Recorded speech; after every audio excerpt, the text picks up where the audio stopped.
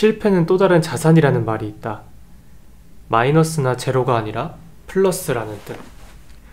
이번 한 주는 이 말 한마디를 깊게 고민하고 그래서 이 문장이 나에게 어떤 의미인지 탐색하고 있다. 나는 알았다. 진정한 의미의 실패는 의외로 나에게도 처음이란 것을. 자랑하는 것은 아니지만 나는 노력하면 대체적으로 그만큼의 결과를 얻어내고 살아왔다.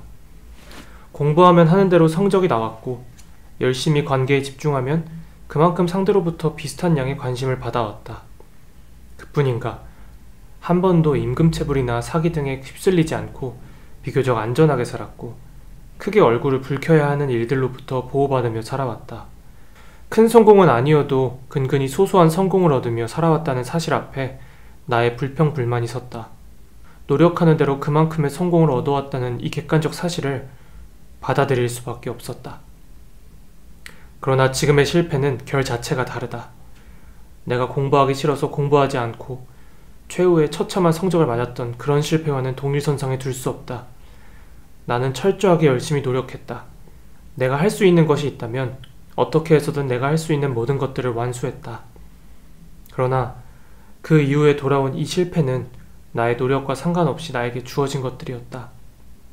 철저히 노력해도 안 되는 게 있구나 하고 이제서야 배우는 것이다. 나는 요즘 그런 것들을 배운다. 그래서 어떻게 할지는 아직 선택하지 못했다. 어차피 그러니까 그만두자 할 수도 있고 어차피 그러니까 될 때까지 하자 할 수도 있다. 어차피 그런 거 편하게 살자 할 수도 있고 선택지는 정말 다양하다. 다만 이제야 진정한 실패를 배운다는 생각을 한다. 내 힘으로는 어쩔 수 없는 거대한 실패가 가끔은 파도치듯이 나를 덮어버리기도 한다는 사실. 그것이 실패라는 사실. 진짜 실패는 이런 것들을 두고 하는 말이구나 알게 되었다. 마음이 겸손해졌다. 고등학교 시절 어떤 친구는 나와 함께 하루 종일 공부를 하고도 원하는 성적을 얻지 못해 괴로워했었다. 쭉쭉 치고 올라가는 다른 아이들과는 다르게 그 친구의 성적은 늘 비슷비슷했다. 나는 아주 오만하게도 저 친구의 공부 방법이 비효율적인 건 아닐까 하고 생각했었다. 지금 생각하면 아주 오만하고 거만한 나였다. 그때 그 친구의 마음이 지금의 나의 마음과 같지 않았을까? 열심히 노력해도 자꾸만 다가오는 실패가 얼마나 두려웠을까? 과거로 돌아간다면 일단 그 친구를 좀 안아주고 싶다. 나는 이렇게 성숙하는 것 같다. 나의 인격을 위해 지금 이 시간의 실패가 꼭 필요했었던 걸지도 모르겠다. 이 실패를 잊지 말아야겠다. 그리고 나를 이루는 모든 것들이 결국 그냥 나일 뿐이고 그게 나란 사실을 받아들여야겠다. 테일러 스위프트의 안티히어로라는 노래에는 이런 가사가 있다. 안녕, 나야, 문제덩어리. 맞아, 나야. 문제덩어리. 그래, 그게 나다. 실패덩어리. 그래, 그게 나다. 그치만 못 봐줄 정도는 아니다. 꽤 괜찮은 구석이 있다. 그래, 이게 나야. 이런 메모도 있습니다. 1번. 실패는 또 다른 자산이다. 그런 관점에서 나는 부자다. 2번.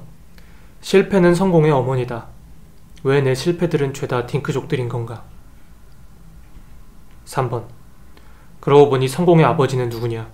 육아에 참여하지 않으려는 거냐? 고민이 많아 보입니다. 그러다가 또 이런 글도 있었네요.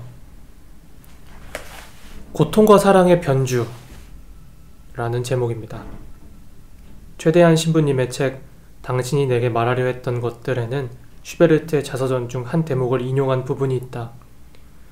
나를 멸시한 사람들에 대한 끝없는 사랑을 마음에 품고 먼 길을 돌아다녔다. 여러 해 동안 노래를 불렀다. 내가 사랑을 노래하려고 할 때마다 사랑은 고통이 되었고 고통을 노래하려고 하면 고통은 사랑이 되었다. 가끔 어떤 글들은 영혼을 가진 생명체처럼 세대의 세대를 건너 다시 태어나 살아 숨쉬는 듯하다. 그런 점은 불사조를 닮았다고 혼자 상상했다. 이 글은 내 심장 가운데 깊이 박혀 나를 위로하기도 나를 가르치기도 했다. 내 명치에 깊이 박힌 활활 타오르는 불사조의 깃털. 그 이미지를 상상하면 그 불꽃이 나의 마음을 불사르는 듯했다. 아마 슈베르트, 최대한 신부님, 그리고 나에게 오면서 그 의미는 변했을 것이다. 아마 그 깊이를 따져 헤아려 본다면 내가 만들어낸 그 의미는 앞선 자들의 것에 비하면 너무나 얄팍한 것일지도 모르겠다. 하지만 JPG 파일이 디지털 풍화를 거쳐 흐려진 픽셀을 통해 지나간 시간들의 향수를 우리에게 선물하듯이 이 지혜의 풍화 또한 또 다른 의미를 나에게 전달해 줄 것이라 믿는다. 나는 요즘 신에게 피조물로서의 겸손함을 달라고 기도한다. 무엇이든지 내가 중심인 요즘의 풍토 속에서 나는 언제나 나를 충분히 챙기지 못하는 부족한 사람이었다. 인스타그램만 들어가 봐도 멋진 나를 과시하는 사람들, 나의 꿈을 이루고 나의 버킷리스트를 이루고 나의 발전을 이룩하는 멋진 수많은 나들. 나 또한 무언가 열심히 노력하고 이루어내었지만 나에게 떨어진 성적표는 뛰어나다고 하기엔 부족했다. 그렇게 내가 중요한 이 세상 속에서 모순적이게도 나를 더욱 성장시키지 못해 나를 방치한 부족한 나, 그리고 그런 나를 탓하는 나 중심의 사고는 나를 갉아먹었다. 아이러니하게도. 그래서 요즘은 진심으로 피조물로서의 겸손함을 구한다. 내가 아니라 신의 관점에서 나를 바라보고 신의 관점에서 가장 좋은 삶을 사는 것, 그런 관점을 구한다. 그것이 이 세상에서 요구하는 나이지 못한 나에게는 가장 큰 구원이라고 생각하면서 말이다.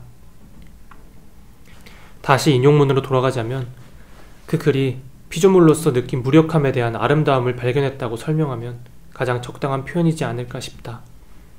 나는 무언가 사랑하려고 할 때마다 아파하고 신음했다. 비단 사람뿐 아니라 내가 하고자 하는 일들과 사랑하는 일들을 해낼 때도 이상하리만치 고통스러웠다. 반면에 하고 싶지 않은 일들, 부딪히고 싶지 않은 일들 끝에는 생각지 못한 선물과 보상을 발견했다. 이런 과정을 반복하며 나는 이제 무엇이 싫고 무엇이 좋은지 알 수 없다고 생각했다. 나의 감정도 한낱 작은 우주먼지의 잠깐의 요동일 뿐이고 한 치 앞도 모르는 것이 인생이고 삶이라고 생각하면 말이다. 고통을 느끼며 가장 자주 하는 생각은 이것이다. 내가 통증을 느끼고 있구나. 통증을 느낀다는 것은 살아있다는 반증이구나. 살아있다는 것은 아직 내가 이 땅에서 해야 할 일이 남아있다는 뜻이겠구나. 통증을 느끼지 못하는 상황까지 다다르면 나는 어떤 모양의 죽음을 맞이하는 것이겠구나. 그렇다면 그 죽음 이후에는 또 내가 모르는 다른 사랑이 기다리고 있겠구나. 고통은 사랑으로 변주되기 때문에 말이다. 끙끙 앓고 아파하면서도 또다시 그 끝에 사랑의 변주가 있음을 알고 감사한다. 이것이 내가 할 수 있는 피조물로서의 겸손함이고 창조주인 신을 향한 예배라고 생각했다. 2024년 여전히 돌아가는 복작복작하고 아픈 현대사회 속에서도 여전히 어떤 정신들은 숨을 잃지 않고 세대를 거듭해 어떤 몇몇의 영혼들을 구원해낸다. 나도 구원받기를 원한다. 어떤 모양이든지 말이다. 인생을 살다 보면 원치 않는 실패가 있는 것 같습니다. 내가 아무리 노력해도 되지 않는 어떤 실패들. 근데 그런 실패 앞에서 무력감을 느끼기도 하고 분노를 느끼기도 하고 우울하기도 하고, 그런데 그럼에도 불구하고 어떤 나의 관점으로만 더 발전해야 하는 나로만 바라보지 않고 더 넓은 관점에서 나를 바라보고 그럼 좋지 않을까라는 생각을 했습니다.